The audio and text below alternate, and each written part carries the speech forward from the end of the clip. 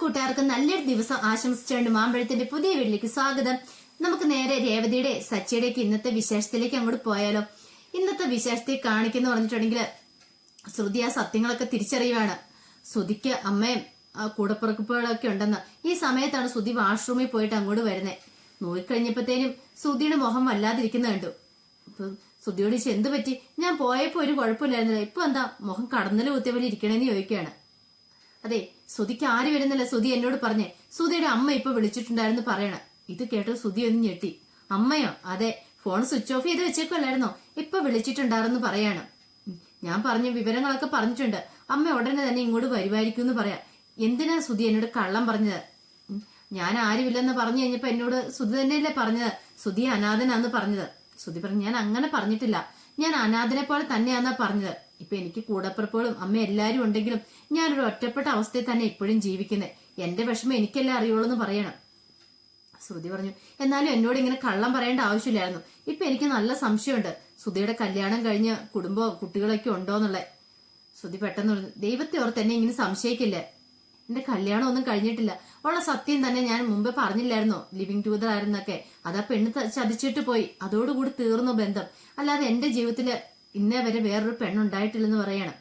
ശരി ശരി, ഞാൻ വിശ്വസിച്ചെന്ന് അങ്ങോട്ട് ശ്രുതി പറയണം. ഈ സമയത്ത് ശ്രുതി ഇങ്ങനെ നിൽക്കുമായിരുന്നു. ശ്രുതി കട്ടിലേൽ ഇരിക്കുകയും ചെയ്യാണ്. ശ്രുതി പറഞ്ഞു, അതെ ഒന്നിച്ചിരി നീങ്ങിയിരിക്കുവാണെങ്കിൽ എനിക്ക് അങ്ങോട്ട് കിടക്കായിരുന്നു, എന്റെ കാല് നന്നായിട്ട് വേദന എടുക്കുന്നുണ്ടെന്ന് പറയാം. അയ്യോ സോറി കേട്ടോ, ഞാൻ മറന്നുപോയെന്ന് പറഞ്ഞുകൊണ്ട് ശ്രുതി പെട്ടെന്ന് അങ്ങോട്ട് എഴുന്നേക്കുമായിരുന്നു. ഈ സമയത്താണ് അങ്ങോട്ട് ബാമയും ചന്ദ്രമതിയും കൂടെ അങ്ങ് വരുന്നത്.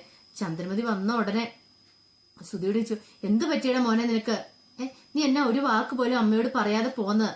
നീ വിളിച്ചിട്ട് എന്നെ ഫോൺ എടുക്കാതിരുന്നേ, ഞാൻ എത്രമാത്രം ടെൻഷൻ അടിച്ചെന്ന് അറിയാവോന്ന് ചോദിക്കുകയാണ്. ഒരു വായ തന്നെ കുറെ ചോദ്യങ്ങൾ ഇങ്ങനെ ചോദിച്ചുകൊണ്ടിരിക്കുകയാണ്. അപ്പൊ ശ്രുതി പറഞ്ഞു, അമ്മേ എനിക്ക് കുഴപ്പമൊന്നുമില്ല, കാലിൽ ചെറുതായിട്ടൊരു പരിക്ക് പറ്റി, അത്രയേ ഉള്ളെന്ന് പറഞ്ഞു. കാലിൽ ചെറിയ പരിക്കോ? ഇത് വലിയ കെട്ടാണല്ലോടെ മോനെ എന്ന് പറയണം. അപ്പൊ ശ്രുതി പറഞ്ഞു, അമ്മേ അത് വലിയ കെട്ടൊന്നും അല്ല, ചെറുതായിട്ടൊരു, അതായത് ചൂണ്ടുവല്ല് ചെറുതായിട്ടൊരു ഫ്രാക്ചർ ഉണ്ടായിട്ടുള്ളൂ, അത് സർജറി ചെയ്ത് ശരിയാക്കിയിട്ടുണ്ടെന്ന് പറയാണ്. ദൈവമേ, സർജറി ഒക്കെ ചെയ്തോന്ന് ചോദിക്കുകയാണ്. ബാമ പറഞ്ഞു, ഇത്രയും ചെറിയ ഇതിനാണോ ഇത്രയും വലിയ കെട്ട് കെട്ടിയേക്കുന്നത്? അതൊന്നും കാര്യവാക്കായിട്ട് എടുക്കണ്ട ചന്ദ്രമതി, വേറെ അപകടങ്ങളൊന്നും പറ്റിയില്ലോ, സമാധാനിക്കാന്ന് പറയാണ്. എന്നാലും എന്റെ മോനെ, നീ എന്നോട് ഒരു വാക്ക് വിളിച്ചൊന്നും പറഞ്ഞില്ലല്ലോ എന്ന് പറയാണ്. അമ്മ, അത് ഞാൻ അമ്മേനെ വിളിച്ച് വെറുതെ എന്തിനാ വിളിച്ച് പറഞ്ഞിനി അമ്മേനെയും കൂടെ വിഷമിപ്പിക്കുന്നത്? എനിക്കറിയാം ബാക്കിയുള്ളവരെല്ലാരും കൂടെ ഞാനാണെങ്കിൽ എങ്ങനെയാലും ഒന്ന് ചത്തു പോണേന്ന് വിചാരിച്ചിരിക്കുന്നവരാ. പക്ഷെ ഇങ്ങനെ ഒരു ആക്സിഡന്റ് ഉണ്ടായെന്ന് പറയുമ്പോൾ അവർക്കെല്ലാം ഭയങ്കര സന്തോഷമായിരിക്കും. അതുകൊണ്ടാണ് ഞാൻ പറയാതിരുന്നത്. അല്ലേലും പറയാൻ പാകത്തിന് എനിക്ക് അവിടെ വേറെ ആരും ഇല്ലല്ലോ. എന്റെ ഇപ്പോഴത്തെ അവസ്ഥ അമ്മയ്ക്ക് അറിയാവുന്നല്ലേന്ന് ചോദിക്കുകയാണ്. അതൊന്നും കുഴപ്പമില്ലട മോനെ എന്ന് പറയാണ്. പിന്നീട് ശ്രുതിയോട് പറഞ്ഞ്, നന്ദിയുണ്ട് കേട്ടോ എന്റെ മോനെ ഇവിടെ എത്തിച്ചേന്ന് പറയാണ്. അതെ, ഞാൻ വഴിക്ക് വെച്ച ആക്സിഡന്റ് കണ്ടേ, അപ്പൊ തന്നെ ശ്രുതിനെ ഇങ്ങോട്ട് കൊണ്ടുവരിക ചെയ്തേന്ന് പറയാണ്. ഈ സമയത്താണ് ശ്രുതി, അതെ ബില്ല് പേ ചെയ്യാനുണ്ട്, ഡിസ്ചാർജ് ആയതാ, ഞാൻ അതുകൊണ്ട് പേ ചെയ്തിട്ട് വരാന്ന് പറയണം. അയ്യോ ചന്ദ്രമതി പറഞ്ഞു, അയ്യോ ഞാൻ പേഴ്സ് പോലും എടുത്തില്ല, ധൃതിക്ക് ഇറങ്ങി ഓടിയത്, അത്രയും പൈസയൊന്നും എന്റെ ഇല്ലാന്ന് പറയാണ്. ബില്ല് കെട്ടാനുള്ള. അപ്പൊ ബാമ ചോദിച്ചു, എത്ര രൂപയായി ഡിസ്ചാർജ് ഷീറ്റില് എത്രയായി കിടക്കണേന്ന് ചോദിക്കുകയാണ്. 12,000 രൂപ. 12,000 രൂപയോ? ഒരു കാര്യം ചെയ്യാം, നീ എങ്ങാനും ബാമയെ പോയി, അല്ല ചന്ദ്രമതി പോയി പൈസ എടുത്തിട്ട് വരാൻ പറയണം. ശ്രുതി പറഞ്ഞു, 1 മിനിറ്റ് നിൽക്കാൻ പറയണം. പിന്നീട് പോയിട്ട് ശ്രുതിയുടെ പേഴ്സ് തലയാണായി അടി വെച്ചിട്ടുണ്ടായിരുന്നു. അപ്പൊ ശ്രുതി പേഴ്സിനെ കുറിച്ച് തന്നെ മറന്നുപോയായിരുന്നു. ആ വീണ് കഴിഞ്ഞപ്പോഴത്തേനും പേഴ്സൊക്കെ തെറിച്ചു പോയായിരുന്നു. അതൊക്കെ ശ്രുതി എടുത്തോണ്ട് വന്നിട്ടുണ്ടായിരുന്നു. ഈ പേഴ്സ് കണ്ടപ്പോഴത്തേനും ശ്രുതി പറഞ്ഞു, അതിനകത്ത് പൈസ ഉണ്ടെന്ന് പറയാണ്, അതെടുത്ത് അടച്ചോളാൻ പറയാം. അങ്ങനെ ശ്രുതി പൈസ അടയ്ക്കാണ്ട് പോകുന്ന സമയത്ത് ചന്ദ്രമതി, നിങ്ങൾ നാട്ടുമോളെ ഞാൻ കൊണ്ടേ അടയ്ക്കാന്ന് പറയാണ്. വേണ്ട ആന്റി, ഞാൻ കൊണ്ടേ അടയ്ക്കാം, നിങ്ങൾ സംസാരിച്ചിരിക്കാൻ പറയാണ്. അങ്ങനെ ശ്രുതി താഴെ കൗണ്ടറിലേക്ക് ചെല്ലുവാണ്. കൗണ്ടറിലേക്ക് ചെല്ലുന്ന സമയത്ത് അവിടെ സച്ചി ഉണ്ടായിരുന്നു. സച്ചി തന്റെ കൂട്ടുകാരൻ പറഞ്ഞനുസരിച്ച് ഒരു ബില്ല് പേ ചെയ്യാനായിട്ട് വന്നതായിരുന്നു. ശ്രുതി വന്നോണ്ട് ആരെയും മൈൻഡ് ചെയ്തില്ല. വന്ന സമയത്ത് ഓടി അങ്ങോട്ട് ചെന്ന് കൗണ്ടറിന് മുന്നിലേക്ക് അങ്ങോട്ട് പോയി നിൽക്കുകയാണ്. ഇത് കണ്ടത് സച്ചി പറയുന്നുണ്ട്, അല്ല എങ്ങോട്ടാ ഇടിച്ചു കയറി പോന്നെ, ഞങ്ങൾ ഇവിടെ ഇത്ര ആൾക്കാർ ക്യൂ നിൽക്കുന്ന കണ്ടില്ലേന്ന് ചോദിക്കുകയാണ്. അതെ, അത്ര ആൾക്കാർ ക്യൂ നിൽക്കുന്നുണ്ടെങ്കിലും ഇതിലെല്ലാം ജെന്റ്സ് അല്ലേ ഉള്ളേ, ലേഡീസ് ആരെങ്കിലും ഉണ്ടോ? അപ്പൊ ലേഡീസ് ഫസ്റ്റ് എന്ന് പറഞ്ഞ പോലെ ഒന്നെങ്കിൽ ലേഡീസിന് എവിടെയെങ്കിലും ഒരു ക്യൂ കാണും, ഇതൊന്നും ഇല്ല, ഒറ്റ ക്യൂ ഉള്ളൂ. പിന്നെ ഞാൻ പുറകെ പോയി നിൽക്കേണ്ട ആവശ്യമില്ലോ, ഒരാളല്ലേ സ്ത്രീ ആയിട്ടുള്ളൂ, അപ്പൊ അതുകൊണ്ടാണ് ഞാൻ അങ്ങോട്ട് കൊടുക്കാൻ വന്നേന്ന് പറയണം. ഓ അങ്ങനെ, അതുകൊണ്ട് അല്ല, എവിടെ പോയാലും നിങ്ങൾക്ക് സ്ത്രീകൾക്കായിട്ട് ഒരു സംവരണം കാണും, ബസ്സേ കയറി അവിടെയുണ്ട്, അവിടെ എങ്ങാനും കയറി ഇരുന്നിട്ടുണ്ടെങ്കിൽ പിന്നെ അതോടുകൂടി തീർന്നു അന്നത്തെ ദിവസം. പിന്നെന്താ ഇപ്പൊ ഇടിച്ചു കയറി നിൽക്കുന്നത്? മര്യാദയ്ക്ക് ഒരു ക്യൂ നിന്നിട്ട് കയറി പൈസ അടയ്ക്കാൻ പറയണം. അതെ, അതിനൊന്നും ഇപ്പൊ സമയമില്ല, എനിക്ക് ഇപ്പൊ തന്നെ അടയ്ക്കണമെന്ന് പറയാം. സച്ചി പറഞ്ഞു, അത് നടക്കില്ല മോളെ, ഇവിടെ ക്യൂ നിന്നിട്ട് പൈസ അടച്ചിട്ട് അങ്ങോട്ട് പോയാൽ മതി എന്ന് പറയാണ്. ദേഷ്യം വന്നങ്ങോട്ട് ശ്രുതിക്ക്. ഈ സമയത്ത് കൂടെ നിൽക്കുന്ന എല്ലാരും പറഞ്ഞേ, അഹമ്മദിയല്ലേ അവള് കാണിക്കുന്നത്, മര്യാദയ്ക്ക് പുറകെ വന്ന് നിൽക്കും പെങ്കൊച്ചെ, ചുമ്മാ മുമ്പിൽ പോയി നിന്നിട്ട് ആൾക്കാരെ കൊണ്ട് ഓരോന്ന് പറയിപ്പിക്കാനായിട്ട് ഇറങ്ങിയേക്കും. സച്ചി പറഞ്ഞു, ശരിയാ, ഇങ്ങ് നോക്കിയേ, ഈ ക്യൂ എത്ര പ്രായമായ ആൾക്കാരുണ്ട്, അവരെ ഒന്നും കാണാൻ നീ ചുമ്മാ മുമ്പിലേക്ക് അങ്ങോട്ട് പോയി കയറി നിൽക്കുവാണോ എന്ന് ചോദിക്കുവാണ്. അവസാനം നിവൃത്തിയില്ലാതെ വന്നപ്പോഴത്തേനും ശ്രുതി ബായ്ക്ക് ക്യൂ തന്നെ പോയി നിൽക്കുവാണ്. ശ്രുതിക്ക് നല്ല ദേഷ്യം വന്നു. പിന്നീട് സച്ചി പണം അടച്ചിട്ട് അങ്ങോട്ട് പോകാൻ നേരത്തെ ശ്രുതിക്ക് ദേഷ്യം വന്നു. ശ്രുതി വെച്ചു, ഇപ്പൊ സമാധാനമായല്ലോ, ഞങ്ങൾ പണം അടച്ചിട്ട് പെട്ടെന്ന് അങ്ങോട്ട് പോവല്ലേന്ന് ചോദിക്കുകയാണ്. സച്ചി, പിന്നെന്താ ഞാനിവിടെ നിൽക്കണോ, നിന്റെ ഈ കരിഞ്ഞ മോന്തയും കൊണ്ടുകൊണ്ട് പിന്നെ ഞാനിവിടെ നിൽക്കണോന്ന് ചോദിക്കുകയാണ്.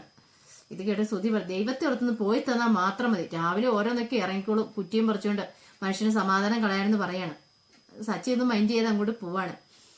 പിന്നീട് കാണിക്കുന്ന പറഞ്ഞിട്ടുണ്ടെങ്കിൽ ശ്രുതി ബില്ല് പേ ചെയ്തിട്ട് അങ്ങോട്ട് വരുന്ന സമയത്ത് ശ്രുതിയുടെ കൈയും പിടിച്ചുകൊണ്ട് ബാമയും ചന്ദ്രമതി അങ്ങോട്ട് വരുന്നേ. അപ്പൊ ചന്ദ്രമതി കണ്ടപ്പോഴും പറഞ്ഞു, അതെ മോൾക്ക് എവിടെയാ പോകേണ്ടത്, എവിടെ ഇറങ്ങട്ടെ, ഞങ്ങൾ അവിടെ ഇറക്കിയിട്ട് പൊക്കോളാന്ന് പറയണം. അപ്പം പേ ചെയ്ത ബില്ലിന്റെ കോപ്പി എല്ലാം കൊടുത്തിട്ട് പറഞ്ഞു, ഇതാ ആന്റി ബില്ല് പേ ചെയ്തിട്ടുണ്ട്, ഇതും കൂടെ വെച്ചോളാൻ പറയുകയാണ്. അല്ല മോളും കൂടെ വാ, മോളെ ഞങ്ങളവിടെ ഇറക്കി വിടാന്ന് പറയാം വീടിന്റെ അവിടെ. വേണ്ട ആന്റി നിങ്ങൾ പൊക്കോളാൻ പറയാണ്. എന്നാ ശരി, നമുക്ക് ഇനി ഇടയ്ക്ക് എവിടെയെങ്കിലും വെച്ച് കാണാട്ടോ എന്ന് പറഞ്ഞ് പോവാണ്. ശ്രുതി പറഞ്ഞു, ശരി ശ്രുതി എന്നാ പോയിട്ട് വരട്ടെ എന്ന് പറഞ്ഞുകൊണ്ട് അങ്ങ് പോവാ. പിന്നെ കുറച്ചു ദൂരം അങ്ങനെ ചെന്നിട്ട് ശ്രുതി തിരിഞ്ഞു നോക്കുമ്പോഴത്തേനും ശ്രുതി തന്നെ നോക്കിക്കുന്നതായിട്ട് ശ്രുതി കാണുവാണ് ചെയ്യുന്നത്. പിന്നീട് കാണിക്കുന്ന പറഞ്ഞിട്ടുണ്ടെങ്കിൽ ശ്രുതിനെയും കൂടെ നേരെ ചന്ദ്രമതിയും ബാമയും കൂടെ വീട്ടിലേക്ക് ചെല്ലുവാണ്. അപ്പൊ ഗേറ്റൊക്കെ തുറന്നു കഴിഞ്ഞപ്പോൾ രണ്ടുപേരും അപ്പുറം ഇപ്പുറം പിടിച്ചോണ്ടാ കയറി ചെല്ലുന്നത്. കാലിൽ വലിയൊരു മുറിവ് പറ്റിയേക്കുന്ന പോലെ ചന്ദ്രമതി പിടിച്ചോണ്ട് പോകുന്നത്. അപ്പൊ അവിടെ ചെന്നപ്പോഴത്തേന് ശ്രുതി, അമ്മ ഇനി വിട്ടേരെ, എനിക്ക് കുഴപ്പമൊന്നുമില്ലെന്ന് പറയാണ്. കുഴപ്പമില്ലേ ആർക്ക്, പിന്നെ നിന്റെ കാലിൽ നല്ല വേദന കാണും, എനിക്കറിയാൻ മോനെ നിന്റെ വേദനയും വിഷമം എന്താന്നുള്ള കാര്യം, നീ ഇങ്ങോട്ട് വന്നേന്നും പറഞ്ഞുകൊണ്ട് ചന്ദ്രമതി കയ്യെ പിടിക്കുവാണ്. പിന്നീട് ബാമയോട് നീ ആ ഗേറ്റ് ഇങ്ങോട്ട് അടച്ചേക്ക് കേട്ടോന്ന് പറഞ്ഞുകൊണ്ട് എന്നിട്ട് അകത്തേക്ക് കയറി വരുവാണ്. അകത്തേക്ക് കയറി വരുമ്പോൾ രവീന്ദ്രൻ ഇരിക്കുന്നുണ്ടായിരുന്നു. രവീന്ദ്രൻ, ഇതെന്ത് പറ്റി, പോയപ്പോ ഒരു കുഴപ്പമില്ലാതെ പോയതാണല്ലോ, പുറത്ത് പോയി തിരിച്ചു വന്നപ്പോഴത്തേക്ക് കാലേ പിന്നിൽ പന്തക്കെട്ടൊക്കെ ഉണ്ടല്ലോ എന്ന് പറയാണ്. ചന്ദ്രമതി ദേഷ്യം വന്നു. അതെ, നിങ്ങൾ എങ്ങനെയൊക്കെയല്ലേ പറയുള്ളൂ, സ്വന്തം മോൻ ഒരു ആക്സിഡന്റ് ഉണ്ടായാലും നിങ്ങൾ ഇങ്ങനെയൊക്കെയല്ലേ പറയുള്ളൂ. ആക്സിഡന്റോ, ഇവനിത് എന്ത് പറ്റിയെന്ന് ചോദിക്കുകയാണ്. പോയ വഴിക്കൊരു ഓട്ടോറിക്ഷ വന്ന് ഇടിച്ചത് അവനിട്ട്, അവന്റെ വിരലിന് മുറിവ് പറ്റിയെന്ന് പറയാം. വലിയ മുറിവാണോ പറ്റിയത്, വലിയ കെട്ടൊക്കെയാണല്ലോ എന്ന് പറയും. പിന്നെ ശ്രുതി പറഞ്ഞു, വലിയ മുറിവൊന്നും ഇല്ലച്ചാ, ആ ചെറിയ വിരലിന് ചെറിയൊരു ഫ്രാക്ചർ ഉണ്ട് അതാന്ന് പറയണം. ഓ, ചെറിയ വിരലിന് ഫ്രാക്ചർ ഉണ്ടായാണ് എത്ര വലിയ കെട്ടൊക്കെ കെട്ടിയെന്ന് ചോദിക്കണം. ചന്ദ്രമതി, അതെന്താ അത്ര വലിയ കെട്ട് പാടില്ലെന്ന് ചോദിക്കുകയാണ്. എന്റെ മോൻ എത്രമാത്രം വേദന തിന്നുന്നുണ്ടെന്ന് അറിയാവോ, അത് നിങ്ങൾക്ക് എങ്ങനെ പറഞ്ഞാൽ മനസ്സിലാകുന്നെന്ന് ചോദിക്കുകയാണ്. നിങ്ങൾക്ക് വേറുള്ളവരുടെ വേദനയൊന്നും അറിയത്തില്ലോ എന്ന് പറയാണ്. ഈ സമയത്ത് രേവതി അങ്ങോട്ട് വരുന്നേ. അപ്പൊ സുധീനെ പിടിച്ച് ചെയറിലേക്ക് ഇരുത്തിയായിരുന്നു ചന്ദ്രമതി. രേവതിയോട് പറഞ്ഞു, ഇതുണ്ടോ ഇവനാണെങ്കിൽ വയ്യാതെ വന്നിരിക്കുന്ന കാണത്തില്ല, നിനക്ക് നീ ഒരു ഗ്ലാസ് വെള്ളം കൊണ്ട് കൊണ്ടുവന്ന് കൊടുത്തേക്കും പറഞ്ഞാണ്. രേവതി മൈൻഡ് ചെയ്യാൻ നിൽക്കുകയാണ്. പറഞ്ഞാൽ നിന്റെ ചെവി എന്നെ കേൾക്കത്തില്ലെന്ന് ചോദിക്കുകയാണ്. രേവതി ദേഷ്യപ്പെട്ട് അകത്തേക്ക് അങ്ങോട്ട് കയറി പോവാണ്. പിന്നീട് കാണിക്കുന്ന സച്ചി അങ്ങോട്ട് വരുവാണ്. സച്ചി വരുമ്പോ നോക്കുന്ന സുധിയുടെ കാലിലേക്കായിരുന്നു. സുധി ഇങ്ങനെ കാലെ കയറ്റി വെച്ചായിരിക്കുന്നേ. ഇതെന്ത് പറ്റി കൊള്ളാലോ, വലിയ പന്തക്കെട്ടൊക്കെ ആയിട്ടാണ് ഇരിക്കണേന്ന് പറയണം. ചന്ദ്രമതിക്ക് സൂചിച്ചില്ല. അതേടാ, ഒരാൾക്കൊരു അപകടം പറ്റുകയും നീ ഇങ്ങനെ തന്നെ പറയണമെന്ന് പറയണം. അപകടം എന്ത് പറ്റിയെന്ന് ചോദിക്കാണ്. അവനൊരു ആക്സിഡന്റ് ഉണ്ടായതാ, ഒരു ഓട്ടോറിക്ഷ അവന്റെ വിരലാക്കളെ കയറിപ്പോയി. ഓ, അത്രയല്ലേ ഉള്ളൂ, അല്ലാതെ കാല് മുറിച്ചു കളയേണ്ട വന്നിട്ടൊന്നുമില്ലോ, അതൊക്കെ നിസാരം, ഇതൊക്കെ എന്തെന്ന് ചോദിക്കുകയാണ്. ചന്ദ്രമതി, നിനക്ക് നിസാരമായിരിക്കും, പക്ഷെ എനിക്ക് അങ്ങനെയല്ലെന്ന് പറയാണ്. ഓഹോ, അത്രയ്ക്ക് വലിയ മുറിവാണെന്ന് ചോദിക്കുവാണ്. ഈ സമയത്ത് രേവതി അങ്ങോട്ട് വരുന്നേ. രേവതി ചോദിച്ചു, നിന്നോട് ഞാൻ പറഞ്ഞല്ലായിരുന്നു അവന് വെള്ളം എടുത്തോണ്ട് വരാനായിട്ട്, നീ എടുത്തില്ലേടിന്ന് ചോദിക്കുവാണ്. പെട്ടെന്ന് സച്ചിക്ക് അവിടെ ദേഷ്യം വന്നു. വെള്ളം എടുത്തോണ്ട് കൊടുക്കാന് രേവതിയോ, പിന്നെ രാജസ്നേഹം കാണിച്ചിട്ടല്ലേ മോൻ വന്നിരിക്കുന്നേ, കാർഗിൽ പോയി യുദ്ധം ചെയ്ത് പരിക്ക് പറ്റി വന്നിരിക്കുന്ന പോലെയുള്ള ഇരിപ്പ് കണ്ടാൽ തന്നെ അറിയാൻ മേലെ.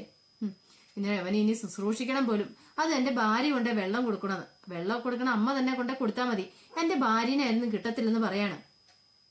ഇത് സച്ചി പറഞ്ഞപ്പോഴത്തേനും രേവതി അകത്തേക്ക് വീണ്ടും അങ്ങോട്ട് കയറി പോവാണ്. ചന്ദ്രമതിക്ക് മുഖത്തടിയേറ്റവലേ പോയി. ചന്ദ്രമതി, നിങ്ങൾ ആരും എടുത്തോണ്ട് കൊടുക്കണ്ട, എനിക്കറിയാം എടുത്തോണ്ട് കൊടുക്കാനേ, എന്റെ മോനില്ലെന്ന് പറഞ്ഞ് ചന്ദ്രമതി അകത്തേക്ക് അങ്ങോട്ട് കയറി പോവാണ്. പിന്നീട് രേവതിയുടെ അടുത്തേക്ക് ബാമ്പ് വരുന്നുണ്ട്. അപ്പൊ രേവതി ചോദിച്ചു, ആന്റിക്ക് എങ്ങനെയുണ്ട്, അതിന്റെ അസുഖങ്ങളൊക്കെ മാറിയോന്ന് ചോദിക്കുവാണ്. ഇത് കേട്ടതും ബാമ്പ് പറഞ്ഞു, അസുഖം, എനിക്കൊരു അസുഖം ഇല്ലല്ലോ മോളെ എന്ന് പറയണേ. അത് ഞാന് ചന്ദ്രയ്ക്ക് വേണ്ടി പറഞ്ഞല്ലേ, അവളെ രക്ഷിക്കാൻ വേണ്ടി പറഞ്ഞല്ലേന്ന് ചോദിക്കുകയാണ്. രവീന്ദ്രൻ പറഞ്ഞു, ശരിയാ മാമനെ കാണാൻ പോവാന്ന് പറഞ്ഞിട്ട് നേരെ പോയിക്കൊണ്ടെന്ന് മകന്റെ അടുത്തേക്കല്ലേ ഫുഡ് ഉണ്ടായിക്കൊണ്ടെന്ന്, കള്ളക്കളെല്ലാം പൊളിഞ്ഞില്ലേന്ന് ചോദിക്കുകയാണ്. ചന്ദ്രമതിക്ക് ദേഷ്യം വന്നു. ചന്ദ്രൻ പറഞ്ഞു, അല്ല ഇതൊക്കെ എന്തിനാ ഇപ്പൊ ഈ പറയണേ, ഇപ്പൊ ഇതൊക്കെ പറയേണ്ട സമയമാണെന്ന് ചോദിക്കും. അല്ലേലും എന്നെ പറഞ്ഞാ മതി, ഇവള് എന്ന് കെട്ടിക്കൊണ്ട് വന്നോ അന്ന് തുടങ്ങി ഈ കുടുംബത്തിന്റെ കഷ്ടകാലം. ഇത് കണ്ടോ, എന്റെ മോൻ ഇപ്പൊ ആക്സിഡന്റ് ഉണ്ടായി, ഇതിന് മുമ്പ് തന്നെയാണെങ്കിൽ അവന് ഒരു സ്വസ്ഥത സമാധാനം ഈ കുടുംബത്തിലുണ്ടായിരുന്നോ? ഇവള് വന്നേ പിന്നെയാന്ന് പറയണത്, എല്ലാം ഇവളുടെ ദോഷം കൊണ്ടാന്ന് പറയാം. പെട്ടെന്ന് സച്ചു ചോദിച്ചു, അല്ല അമ്മ ഞാൻ ഒരു കാര്യം ചോദിച്ചോട്ടെ, സുധീര് എടുത്ത് തേച്ചിട്ട് പോയല്ലോ, അതും ഇവളുടെ ദോഷം കൊണ്ടാണോ അതോ ഇനിയിപ്പൊ അമ്മയുടെ ദോഷം കൊണ്ടാണോ? സുധീനെ തേച്ചിട്ട് പോയാണെങ്കിൽ അത് അമ്മയുടെ ദോഷം കൊണ്ടാവാൻ ചാൻസ് കൂടുതലെന്ന് പറയണേ. ഇത് കേട്ടതും ആകെപ്പാടെ നാണം കെട്ടി തല കുണിച്ചു പോയി ചന്ദ്രമതി. അപ്പൊ ആ വിശേഷമൊക്കെയാണ് നമ്മളിന്ന് കാണാൻ പോകുന്ന പറഞ്ഞിട്ടുണ്ടെങ്കിൽ, അപ്പൊ എല്ലാവർക്കും വീഡിയോ ഇഷ്ടപ്പെട്ടെങ്കിൽ ഇത് ലൈക്ക് ചെയ്യണം കേട്ടോ. ഒരിക്കൽ കൂടി എല്ലാവർക്കും നല്ലൊരു ദിവസം ആശംസിച്ചു നിർത്തുന്നു. നന്ദി.